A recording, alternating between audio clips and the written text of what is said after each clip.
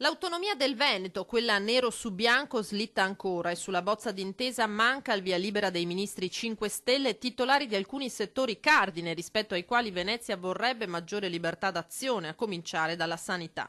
Sotto l'albero la Lega e i cittadini non troveranno dunque l'attesa firma del Premier Conte. Dal Carroccio si cerca di guardare più o meno forzatamente il bicchiere mezzo pieno. Il 15 febbraio, data in cui il Presidente del Consiglio dovrebbe sottoscrivere l'accordo, non è così lontana e il governatore Zaia risponde in questo modo quando gli si chiede se il Veneto non sia di fronte all'ennesima presa in giro. Ma decisamente no, visto e considerato che per la prima volta nella storia entra in Consiglio dei Ministri il tema dell'autonomia e viene trattato e soprattutto c'è una presa di posizione, una dichiarazione del Presidente del Consiglio che dice il 15 febbraio, io entro il 15 febbraio firmerò il provvedimento, per cui sarà sufficiente farci un cerchietto sul 15 febbraio nel calendario e controllare quando arriverà.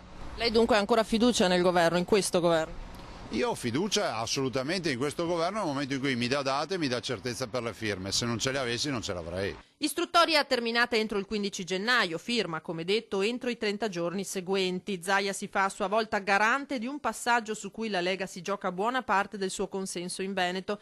D'altro canto dice se in Parlamento dovesse mancare la maggioranza sull'autonomia le conseguenze politiche sarebbero immediate. Io dico che la Costituzione è chiara, firma dell'intesa tra Regione e Governo, la singola Regione, dopodiché va alle Camere e deve essere approvato a maggioranza assoluta. Immagino che se non passasse un provvedimento del genere qualche problema la maggioranza ce l'avrebbe. Ma con una manovra finanziaria che scontenta le categorie economiche e un'autonomia continuamente rinviata, anche tra i cittadini c'è il rischio che cali la fiducia. Io penso che il tempo dovrà essere galantuomo e sarà galantuomo.